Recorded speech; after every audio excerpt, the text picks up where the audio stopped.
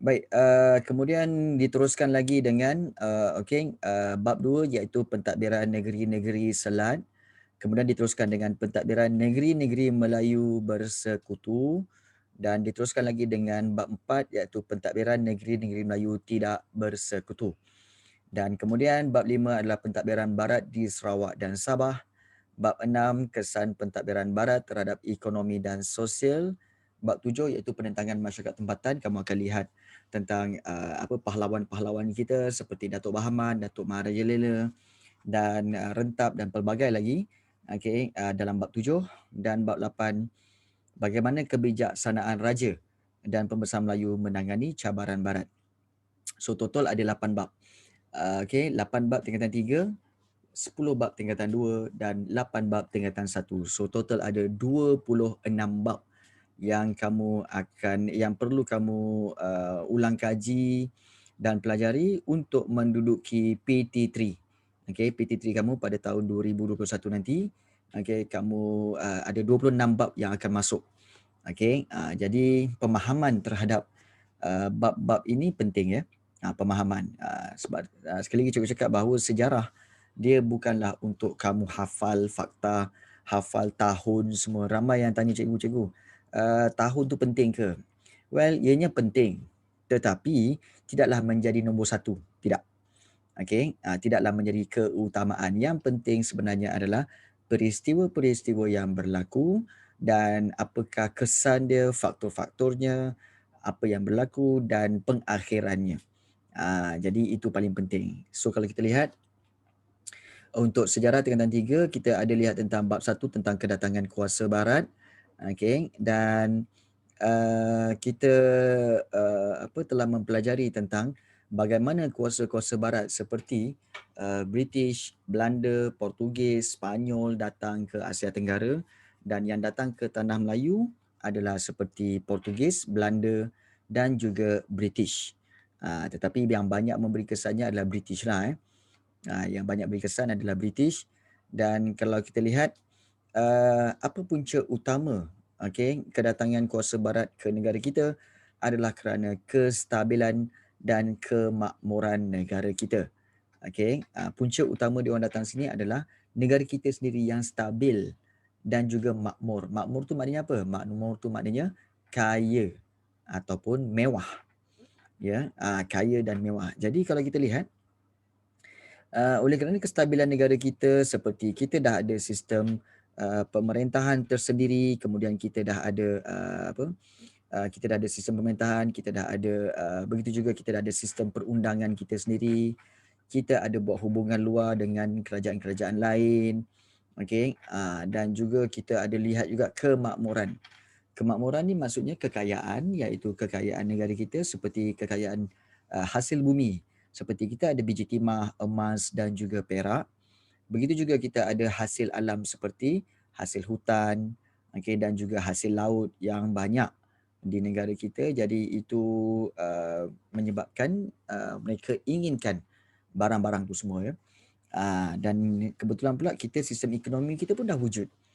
Iaitu kita dah ada perdagangan, pelabuhan, kita dah ada sistem timbang, sukat dan ukur, kita juga ada sistem mata wang, jadi dan ada sistem percukaian. Jadi negara kita ni pada peringkat awalnya memang dah kaya. Ditambah lagi pula dengan kita ada pendidikan di mana kita ada juga kegiatan keintelektualan ataupun kegiatan yang melibatkan kebijaksanaan, iaitu kita dah ada pendidikan tidak formal dan pendidikan formal. So pendidikan tidak formal ni adalah pendidikan yang berasaskan kepada pendidikan awal ataupun daripada asuhan keluarga seperti kemahiran bercucuk tanam, kemahiran menangkap ikan, bertukang dan pelbagai lagi. Itu pendidikan tidak formal. Sama ada di Tanah Melayu, Sabah, Sarawak, semua ada. Dan selain daripada itu kita juga ada pendidikan formal, iaitu pendidikan secara secara rasmi, iaitu melalui buku teks. Kita ada yang berlaku di masjid, surau, di pondok, di istana. Ini semua tempat-tempat di mana rakyat Tanah Melayu menerima pendidikan. Dan kebanyakan pendidikan tu berkaitan dengan agama lah. Berkaitan dengan agama. Baik. Dan kita lihat, okey, subtopik 1.2 ni iaitu faktor kedatangan kuasa barat ke negara kita. Apakah sebab-sebab kedatangan kuasa barat ke negara kita? Kalau kita lihat di sini, inilah kaedah cara kedatangan, okey, kuasa barat ke Asia Tenggara ni, ke negara kita ni, iaitu Belanda, Sepanyol, Inggeris dan juga Portugis pada peringkat awalnya ya. Dan apa sebab mereka datang? Okey, jom kita tengok. Okey, perbezaan, ada beberapa perbezaan faktor kedatangan kuasa barat.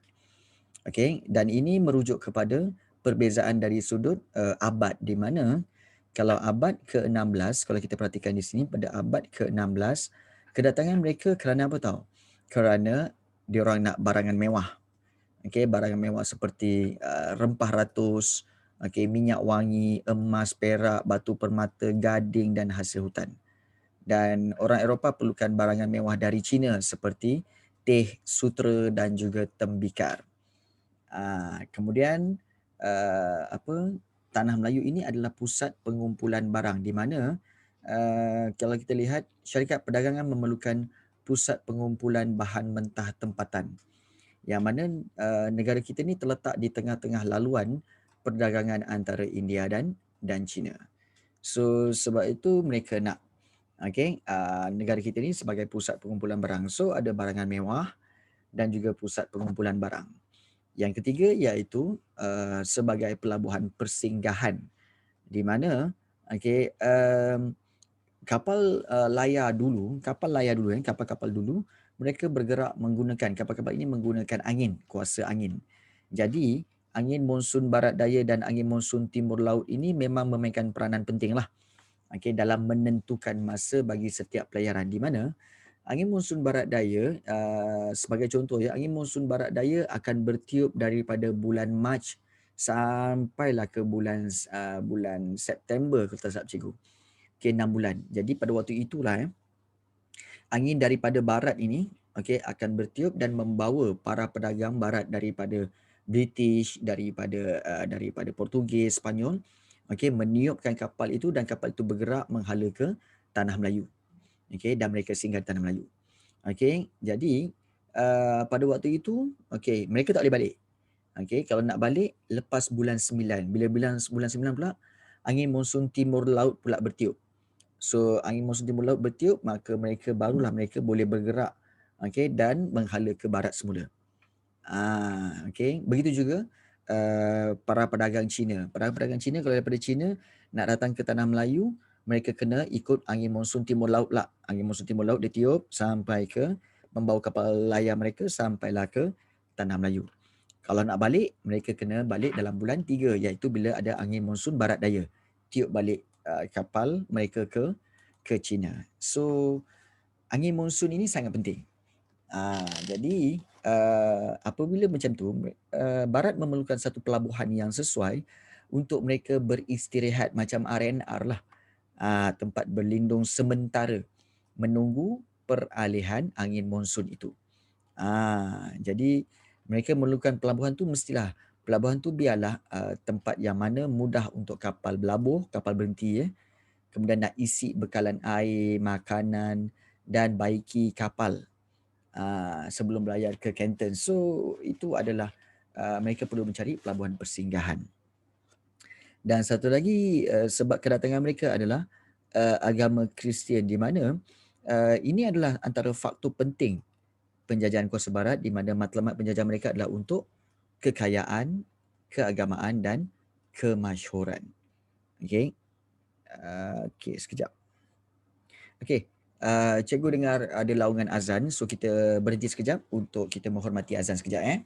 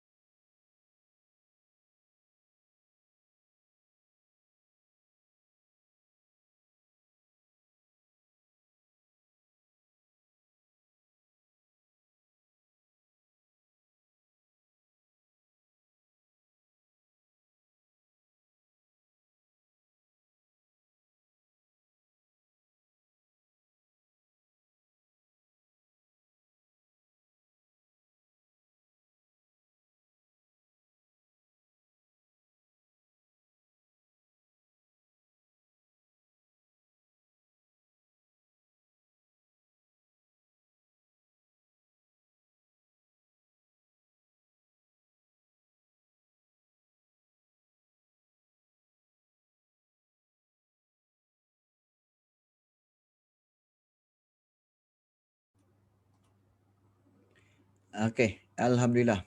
Ah, kita kembali ya. Kita baru saja memberi laluan kepada azan. Okey, azan Zuhur. Okey, lepas ni kita boleh makan dan juga Zuhur dulu ya. Alright. Uh, Kembali kepada faktor kedatangan kuasa barat. Okey, ada sebarang pertanyaan tak nak tanya? Nak tanya apa-apa tak? Kalau ada apa-apa nak tanya boleh tanyakan dalam group chat tu, boleh tuliskan dalam group chat untuk bertanya apa juga soalan, okey, berkaitan dengan sejarah ini ya.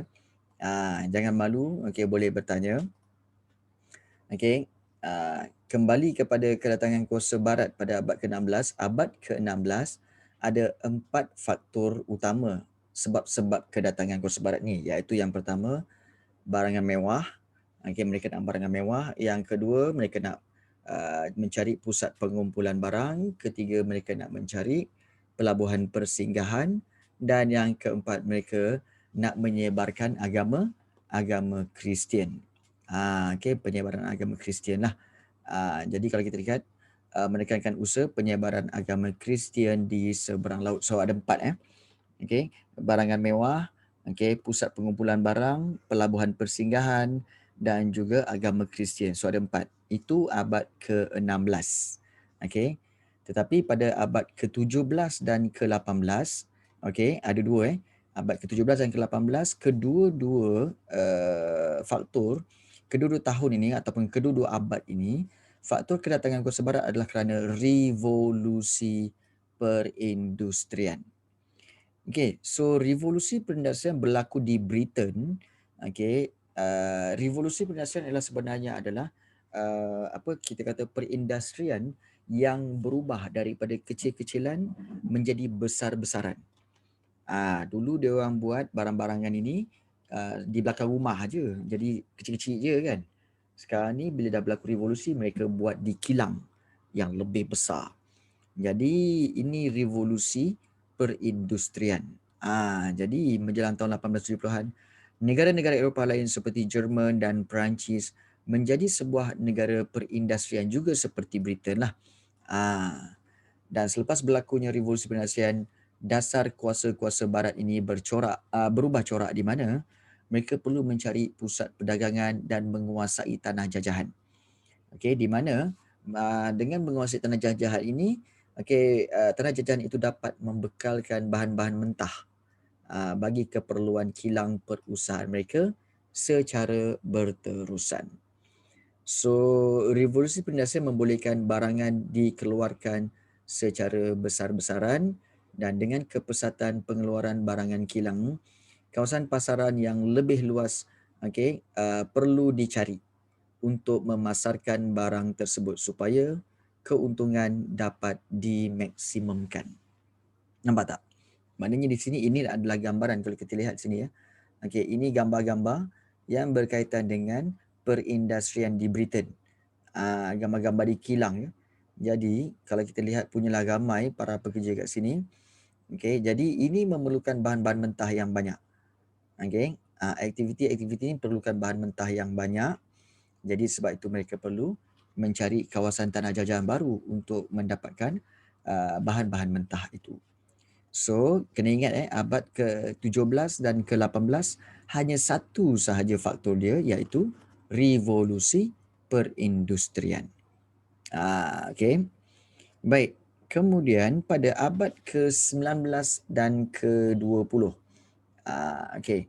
Abad ke-19 dan ke-20 kalau kita lihat, ada lebih kurang 8. Ada 8 faktor. Ada 8 sebab kedatangan kuasa barat ke tanah Melayu ini. Antaranya yang pertama iaitu perkembangan industri kereta. So bila kemunculan perusahaan kereta dan ciptaan tayar, ini telah menambahkan permintaan terhadap getah-getah asli. So negara kita adalah pengeluar getah. Banyak ladang-ladang getah, jadi ini menyebabkan British telah datang untuk mengambil getah-getah yang ada di negara kita. Selain itu, getah asli juga merupakan bahan yang penting dalam perusahaan penebat barangan-barangan elektrik. Jadi keperluan getah yang banyak inilah yang menyebabkan menyebabkan mereka datang ke ke tanah Melayu. So pertama, perkembangan industri kereta. Okey, yang kedua sebab kalau kelapa sawit. Oh okey, bagus soalan tu. Baik, kelapa sawit sebenarnya baru lagi. Kelapa sawit sebenarnya diusahakan pada tahun-tahun lebih kurang dalam tahun 1940, 1945 dan selepas merdeka. Kerana apa? Permintaan untuk minyak kelapa sawit. Tapi sebelum tu tumpuan lebih diberikan kepada dua, iaitu getah dan juga bijih timah. Getah dan bijih timah. Okey. Kamu kena ingat getah dengan kelapa sawit tu bukan tanaman asal negara kita. Okey, bukan tanaman asal. Negara kita sebenarnya tak ada getah dan tak ada kelapa sawit. Okey, tetapi British telah membawa masuk benih-benih pokok getah daripada Brazil dan dibawa ke Britain, daripada Britain bawa ke Sri Lanka, daripada Sri Lanka bawa ke Singapura, daripada Singapura bawa ke Perak dan daripada situlah bermulanya penanaman getah secara besar-besaran di tanah Melayu. Jadi itu sebenarnya yang berlaku ya. Baik. Kemudian kalau kita lihat satu lagi sebab faktor kedatangan kuasa barat kita adalah apa tahu? Kesuburan tanah dan kekayaan hasil bumi. Sebab negara kita ni tanah dia luas. Okey, tanah yang luas. Kemudian subur pula tu.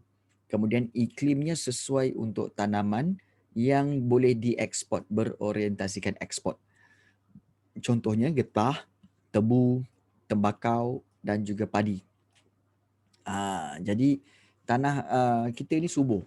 Okey, kalau kita compare dengan Britain, Britain tanah tak subur. Okey, tanah dia mungkin untuk tanaman-tanaman seperti gandum ke ataupun seperti buah-buahan apple ke apa, tu boleh lah. Kan? Tapi tanah negara kita subur untuk pelbagai tanaman. Okey, jadi negara kita juga kaya dengan hasil bumi seperti apa tahu? Biji timah, biji besi, emas, petroleum dan juga arang batu. So negara kita memang kaya dengan hasil bumi inilah. Okey. Itu yang kedua. Okey, yang pertama perkembangan industri industri kereta, yang kedua kesuburan tanah dan kekayaan hasil bumi. Yang ketiga industri mengetin. Tadi mula-mula industri kereta. Sekarang ni yang kedua industri mengetin. Iaitu terdapat beberapa jenis ciptaan baharu di Amerika Syarikat yang memerlukan penggunaan biji timah. Iaitu industri mengetin makanan, mengetin minuman, membuat bumbung rumah dan juga tong-tong minyak. Kalau kamu perhatikan tin-tin minuman seperti tin Coca-Cola ke, tin Pepsi ke kan, tu semua kan daripada biji timah. Daripada timah sebab sifat timah tu dia tidak berkarat. Dan dia mudah dibentuk. Jadi itu menyebabkan permintaan terhadap biji timah meningkat. Jadi kalau kita lihat kesannya harga biji timah telah melambung tinggi dan selepas tahun 1840-an permintaan untuk biji timah dari negeri-negeri Melayu bertambah dengan pesat. Maknanya selepas 1840 bila ada banyak perlu menghasilkan tin-tin makanan tu, tin makanan, tin minuman, maka permintaan biji timah itu telah meningkat. Lagi banyak diperlukanlah industri mengetin ni. Nampak ada gambar ni kan? Bekerja kilang tin di Amerika Syarikat. Jadi itulah yang berlaku.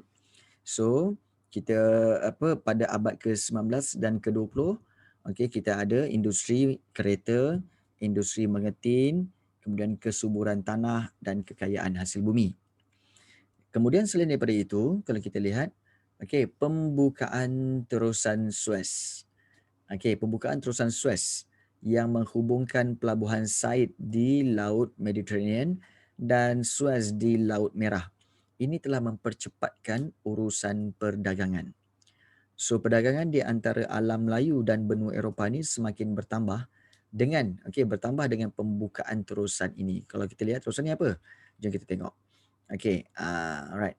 So kalau kita lihat suatu ketika dahulu, kalau negara-negara Eropah nak datang ke tanah Melayu, mereka akan perlu melalui turun naik kapal dan turun ke bawah. sampai Tanjung Harapan, kemudian mereka naik semula pergi ke India, dan dari India mereka akan sambung perjalanan pergi ke Tanah Melayu. Dan jumlah laluan dia adalah, jaraknya adalah 12,400 batu. 12,400 batu tau. Jauh gila. Makan masa berbulan-bulan naik kapal. Okey. Tetapi apabila pembukaan terusan Suez, iaitu terusan Suez tu dibuka di sini di tempat yang cikgu tandakan tu, menyebabkan laluan itu dia berubah daripada Britain tu dia orang just masuk Laut Mediterranean dan kemudian masuk ke terusan Suez dan menyambung ke Laut Merah dan terus ke India dan terus ke Tanah Melayu. So laluan yang merah itu yang baru ini adalah hanya 8,000 batu. Maknanya lebih pendek. Shortcut lah. Shortcut. Dan ini telah menyebabkan berlakunya kedatangan kuasa barat dengan lebih cepat dan lebih kerap. Itu kesan dia lah. Itu kesan dia. Korang semua pernah tengok ni? Pernah tengok terusan Suez ni? Pernah tengok tak terusan Suez ni? Macam mana? Pernah tengok terusan Suez ni? Tak pernah alright. Nak tengok terusan Suez ni? Nak tengok Okey. Kalau nak tengok terusan Suez ni boleh.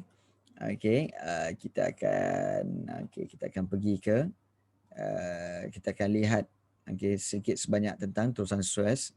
So ini di Malaysia. Okey, kita akan lihat di manakah terusan Suez itu ya. Baik. So kalau kita pergi, kalau ikut peta dunia, terusan Suez itu sebenarnya berada di kawasan ini. Inilah dia. Okey, kalau kita lihat di sini kan. Ini Afrika seperti mana tadi kan. Ini atas ni Laut Mediterranean. So terusan Suez tu sebenarnya berada di sini. Nampak tak? Daripada Port Said ni, Pelabuhan Said, sampailah ke Pelabuhan Suez. Okey, ini laluan ini ada nampak macam ada satu garis lurus tu. Itulah yang dikatakan satu terusan. Terusan itu dipanggil terusan Suez. Inilah dia. Nampak? Terusan Suez. Dia sebenarnya adalah satu laluan kapal. Satu laluan yang macam parit yang sebenarnya dibina oleh manusia. Untuk disiapkannya, kalau tak salah cikgu, 12 tahun ke 14 tahun. Nak siapkan korek daripada hujung tu sampailah ke bawah ni sampai ke bawah ni. Sambung lagi sampai sini jadi ianya merangkumi hampir 194 kilometer. 194 kilometer dan dia adalah merupakan satu terusan. Satu terusan. Okey. Baik. Kalau kita lihat, ada tak tempat untuk kita mendarat sekejap? Ada tak tempat untuk kita mendarat, untuk kita melihat apa-apa yang ada di sini? Mungkin cikgu sedang mencari tempat untuk kita mendarat, untuk kita lihat apa yang ada di kawasan terusan Suez ni. Panjang ya, terusan Suez ni. Dan ini adalah buatan manusia. Dia macam sungai yang besar. Nampak tak ada kapal-kapal yang melalui terusan ini? Okey, ada kapal-kapal yang melalui terusan ini ya.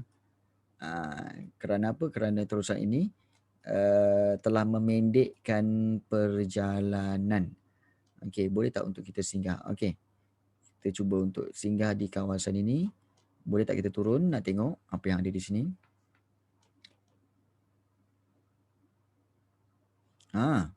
Nampak? Kita sekarang berada di atas kapal. Okey. Di atas kapal dan di kiri kanan nampak tak? Ianya adalah padang pasir. Dan ini bukti bahawa terusan ini telah sebenarnya dikorek dikorek oleh manusia dan menjadi laluan kapal. Nampak terusan ni. Padang pasir.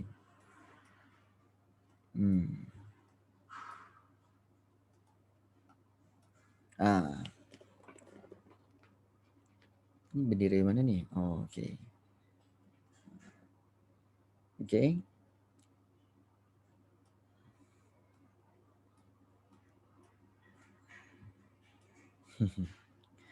Okey, so inilah dia terusan Suez. Okey, terusan Suez. Alright. Okey. So kalau daripada atas tu memang nampaklah terusan Suez tu. Okey. Baik. Itu terusan Suez, terusan yang telah memendekkan perjalanan daripada barat ke timur. Okey. Satu lagi, so kita lihat di sini faktor kedatangan kuasa barat yang pertama tadi kita lihat iaitu industri kereta, industri mengetin makanan, kemudian juga kita kata yang ketiga ini adalah pembukaan terusan Suez, dan sebelum ni kita lihat kesuburan tanah dan kekayaan hasil bumi. So ada 4. Okey, ada 4. Kemudian yang kelima adalah ciptaan kapal wap.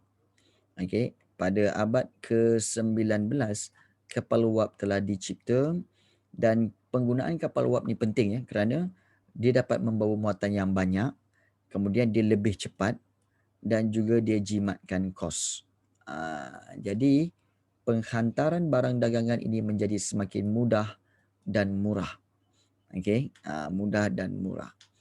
Okey, ini pembinaan kapal berkuasa wap menggantikan kapal layar. Okey, kalau soalan di bawah ni ada tanya kan, bagaimanakah terusan Suez dapat meningkatkan kegiatan perdagangan di alam Melayu? Okey, terusan Suez dapat meningkatkan kegiatan perdagangan di alam Melayu dengan apa? Dengan memendekkan jarak perjalanan dari barat ke timur. Bila memendekkan jarak perjalanan dari barat ke timur, ini telah meningkatkan bilangan kita kata meningkatkan kegiatan perdagangan. Meningkatkan kegiatan perdagangan dan meningkatkan kedatangan para pedagang ke alam Melayu. Itu sebenarnya lah. Baik, so yang kelima tadi adalah ciptaan kapal wap. Yang keenam sebenarnya adalah persaingan kuasa barat. Di mana kalau kita lihat wujud semangat persaingan antara kuasa-kuasa barat seperti Britain, Jerman, Perancis, Spanyol dan Amerika Syarikat, mereka bersaing dalam menakluki kawasan atau wilayah yang di luar Eropah.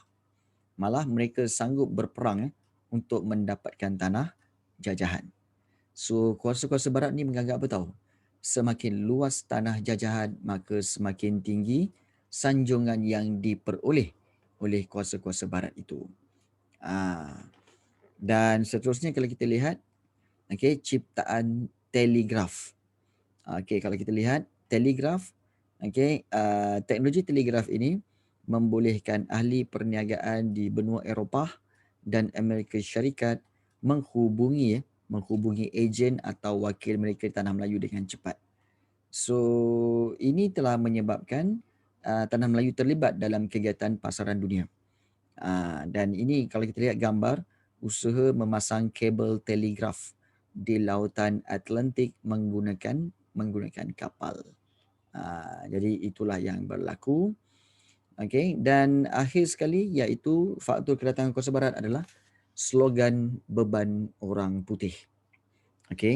So kalau kita lihat di sini, slogan beban orang putih ni, kuasa barat juga berhasrat untuk menyebarkan pengaruh dan tamadun mereka ke seberang laut. Mereka gunakan berbagai slogan untuk mewajarkan, untuk menjadikan tindakan mereka tu patutlah. Sebab mereka berhujah bahawa peradaban mereka konon-kononnya lebih tinggilah, lebih hebatlah dia orang punya tamadun berbanding dengan kebudayaan penduduk-penduduk yang dijajah ni. Jadi kuasa barat telah menggunakan slogan beban orang putih ataupun white man's burden, yang maksudnya apa? Tanggungjawab mereka dan tugas mereka untuk membantu dan memberikan kesejahteraan kepada penduduk-penduduk asal ataupun peribumi di wilayah yang dijajah oleh mereka. Jadi itu barat. Okey, kalau di Perancis pula, Perancis menggunakan muslihat apa tahu slogan apa? Perancis dia menggunakan slogan tugas menyebarkan tamadun kepada penduduk dunia yang bukan barat, yang dianggap mundur. Nampak maknanya mereka menganggap tanah Melayu ni pun okey adalah mundur. So bagi mereka, okey, ini adalah satu beban orang putih dan juga tugas kami menyebarkan tamadun. Jadi itu yang dikatakan sebagai slogan beban orang putih. Bermakna di sini kalau kita lihat ada lebih kurang 9 faktor-faktor kedatangan barat ke Asia Tenggara ini.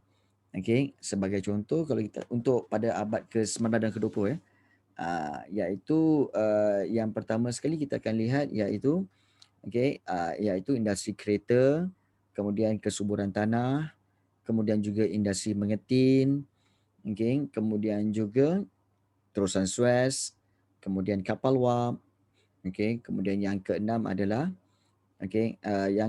adalah persaingan kuasa barat, yang ketujuh telegraf, dan ke-8 slogan beban orang putih. So ada 8. Okey. Ada 8 faktor kedatangan kuasa barat. Okey. Ah, jadi sebelum kita pergi kepada 1.3, ada sebarang soalan nak tanya? Nak tanya apa-apa tak? Ha, ke dah lapar ke? Tak ada Ha, ke dah lapar dah? Pun tak lapar lagi. Ha, semua okey Aisyah kata okey. Okey. Dania dengan Diana okey ke? Dania dengan Diana okey, masih boleh bertahan Okey, baik. Kalau tak boleh bertahan bagi tahu. Okey. Kalau dah rasa lapar sangat ke bagi tahu. Okey. Kita boleh hentikan kelas ya. Alright. Baik. Persaingan kuasa barat. Okey. Untuk mendapatkan tanah jajahan kalau kita lihat di sini, okey. Kuasa-kuasa barat sebenarnya berlumba-lumba untuk luaskan kuasa ke seluruh pelosok dunia. Okey, untuk memiliki tanah jajahan demi kepentingan ekonomi mereka. Contohnya Spanyol, Britain, Belanda, Perancis dan Rusia juga muncul sebagai empayar masing-masing. Terdapat juga Amerika Syarikat, Belgium, Jerman dan Itali turut menyertai perlumbaan mendapatkan tanah jajahan ini. Okey. Jadi sebenarnya British bimbang dengan kemarahan kuasa-kuasa barat ke wilayah tersebut. Contohnya, British telah menjadikan Kesultanan Brunei ni sebagai sebuah negeri naungan British, itu di Brunei. Tapi dengar-dengar cerita Perancis juga nak luaskan kuasanya di Indochina dan merancang membina terusan di segenting Skra iaitu di sini. Okey. Rusia pula nak membuka pertempatan di ujung Salang iaitu di kawasan sini juga, di kawasan selatan Thailand. Jerman pula berusaha mendapatkan Langkawi. Jerman nak Langkawi. Amerika Syarikat pula ingin bertapak di Terengganu. Okey. Begitu juga pihak persindiran iaitu keluarga Brooke menguasai wilayah Sarawak. Okey. Dan Brooke telah memperluaskan kawasan pemerintah mereka sampai ke sempadan Brunei.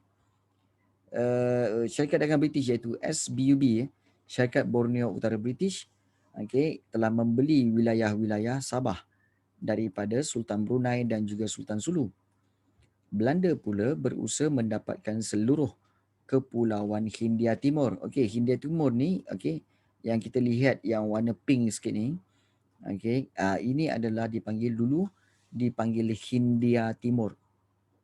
Sekarang ini dipanggil Indonesia lah. Sekarang dipanggil Indonesia. Kemudian Portugis juga berusaha mendapatkan Timor Leste dan Spanyol telah menakluki Kesultanan Sulu di mana di Filipina. Maknanya kalau kita lihat banyak kuasa-kuasa lain yang cuba untuk mendekati tanah Melayu ini. Jadi British bimbang. British bimbang. Jadi sebab itu kalau kita lihat apakah tindakan British apabila mereka bimbang ni? Mereka cuba untuk menakluki, menguasai negara kita secepat mungkin. Kita lihat, kuasa-kuasa barat ni gunakan pelbagai strategi lah untuk kuasai negara kita. Terdapat strategi yang berdiplomasi dan ada juga yang bersifat agresif. Berdiplomasi ni maknanya berbincang dan bertolak ansur ya. Tapi ada juga yang bersifat agresif, maknanya bersifat yang agak radikal sikit, agak ganas sikit lah, agak kasar sikit lah. Misalnya Portugis menggunakan strategi menyerang semasa menjatuhkan kerajaan Kesultanan Melayu Melaka yang berpusat di Melaka tu. Belanda pula menggunakan strategi serangan fizikal, perjanjian dan pakatan kuasa barat untuk mendapatkan wilayah tanda jajahan. British dia menggunakan strategi yang lebih bersifat diplomasi berdasarkan isu dan faktor setempat. Dan pada 1873 sebuah parti iaitu parti politik, parti konservatif telah mengambil alih pucuk pimpinan kerajaan Britain daripada parti liberal.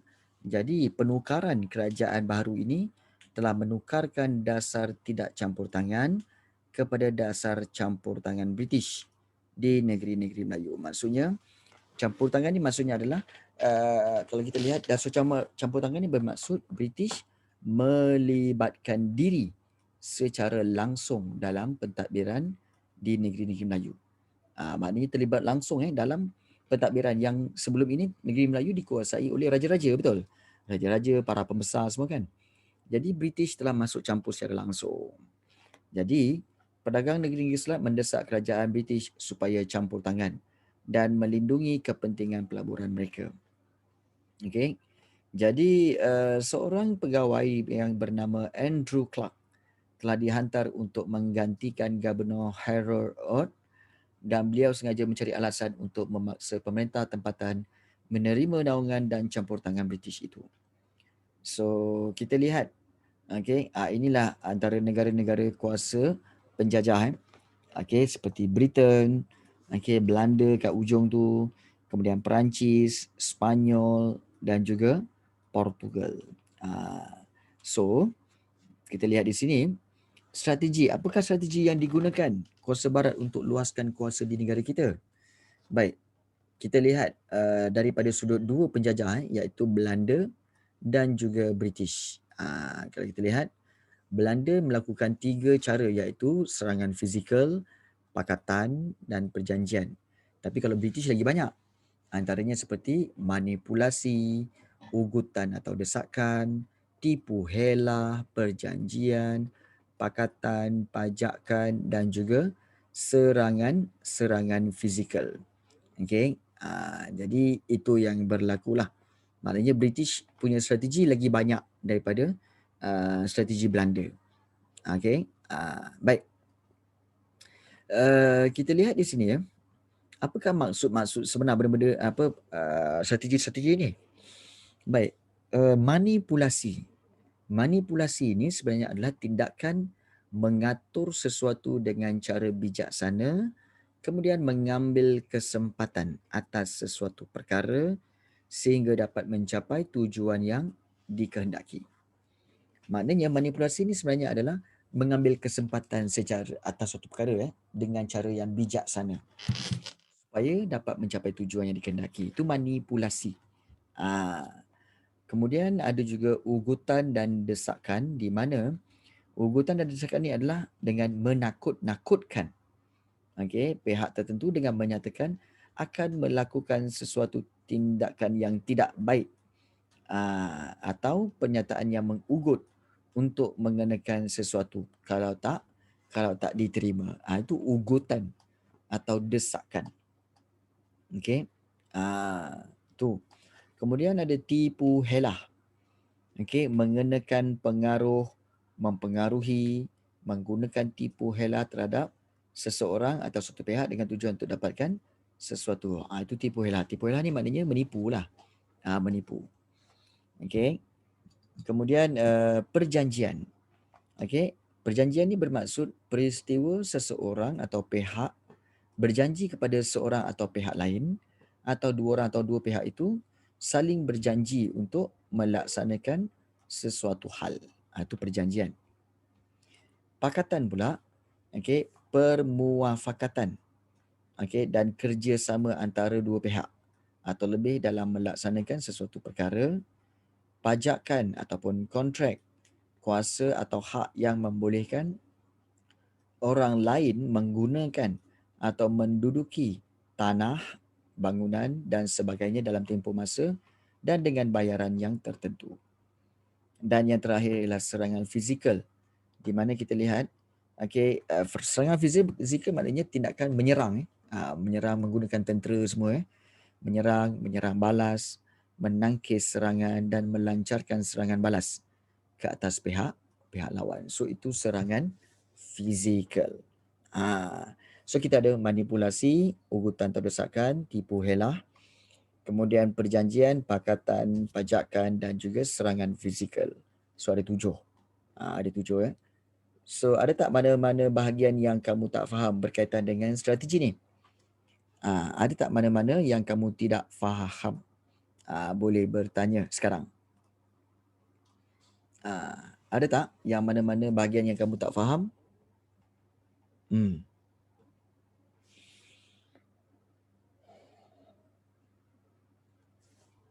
Tak ada, Syah. Diana dan juga ni, ada apa-apa bahagian yang kamu tak faham?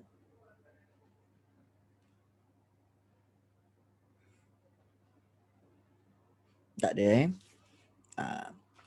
Okey, begitu juga dengan Engku Dania. Okey, Engku Dania okey?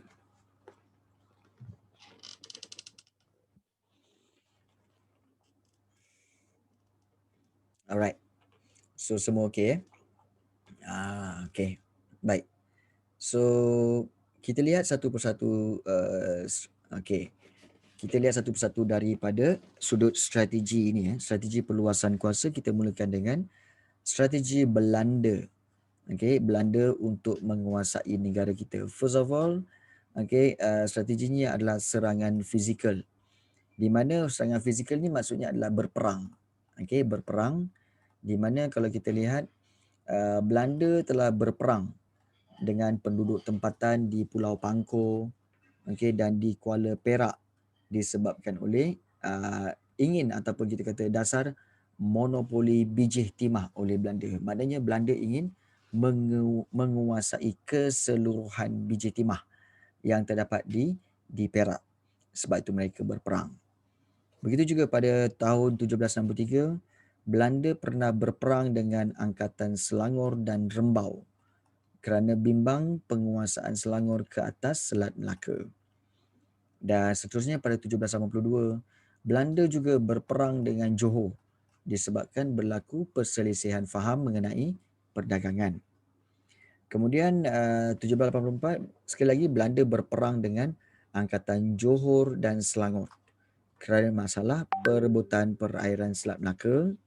Dan pada 1784 dan 85, Belanda berperang dengan Angkatan Selangor di Kuala Selangor. So mereka banyak terbabit dalam peperangan sebenarnya. Dalam peperangan. Baik. Kemudian itu serangan fizikal yang pertama, strategi Belanda. Strategi Belanda yang kedua adalah melalui perjanjian.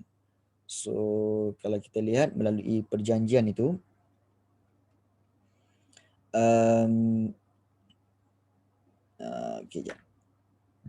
melalui perjanjian, Belanda telah mengadakan perjanjian dengan Perak.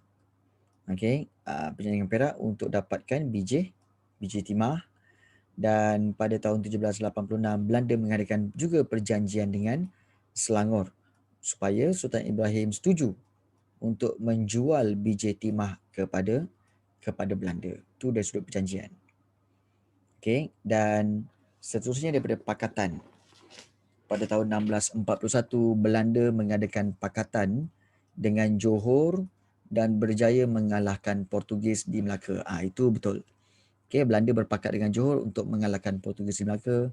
Kemudian Belanda mengadakan pakatan dengan British dan bersetuju memeterai perjanjian Inggeris-Belanda pada 1824. So itu pakatan dengan British.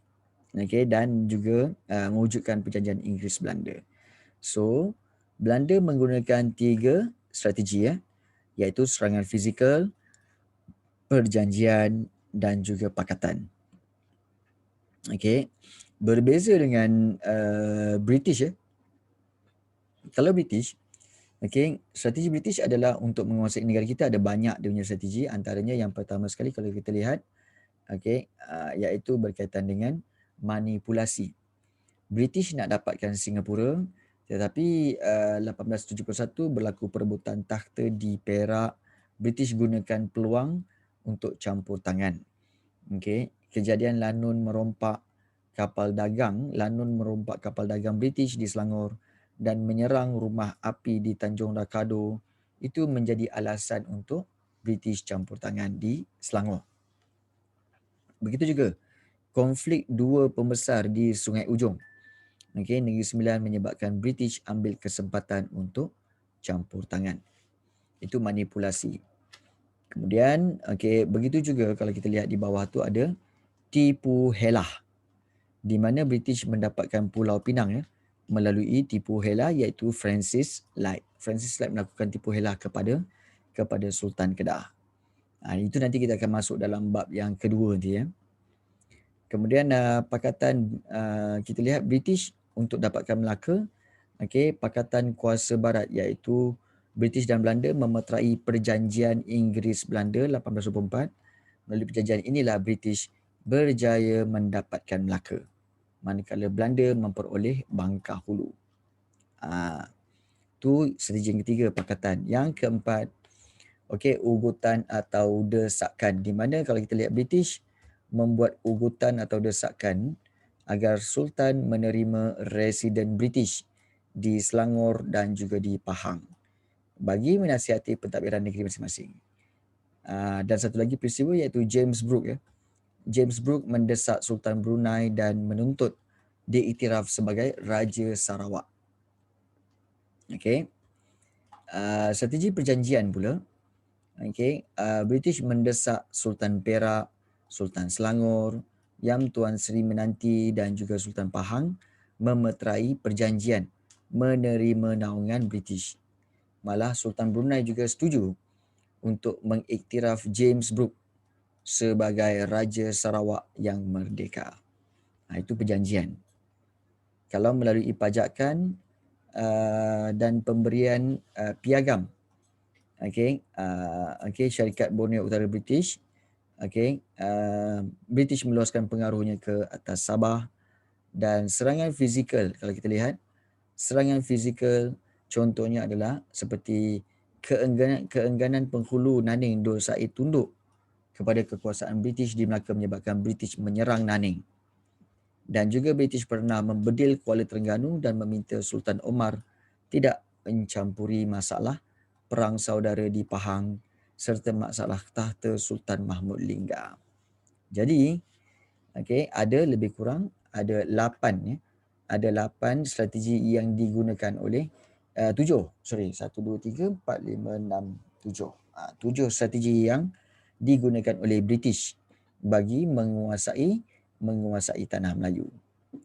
So kalau kita lihat penguasaan barat ke atas negara kita dengan menggunakan pelbagai taktik dan strategi menyebabkan berlakunya perubahan besar-besaran dalam pelbagai aspek seperti politik, ekonomi dan sosial.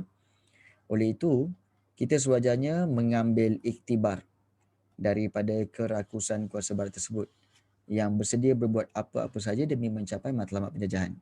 So, setiap rakyat haruslah bersatu padu, bermuafakat, bekerjasama memajukan ekonomi negara dan sentiasa bersiap siaga menangani ancaman negara demi mengekalkan kedaulatan negara kita. Baik. Dengan strategi-strategi yang dilakukan oleh Belanda dan juga British, maka telah tamat bab 1 ini.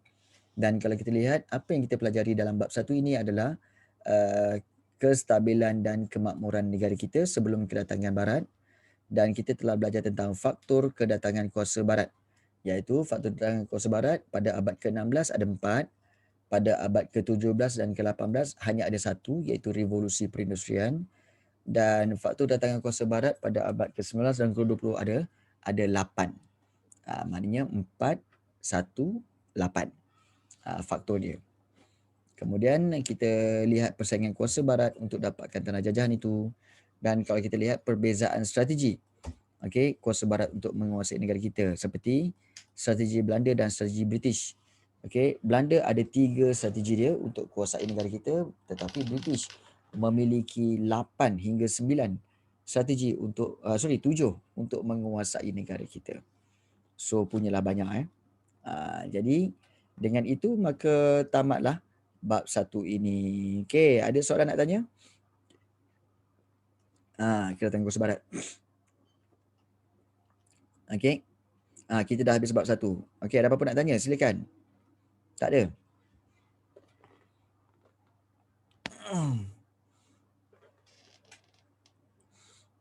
Yang lain-lain, Kudania, Diana? Tak ada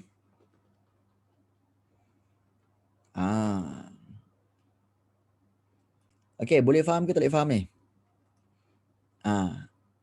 Boleh faham ke tak boleh faham? Nak tanya tu.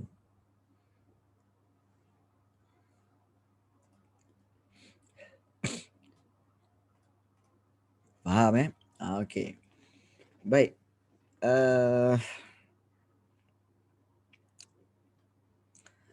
Okey. Seterusnya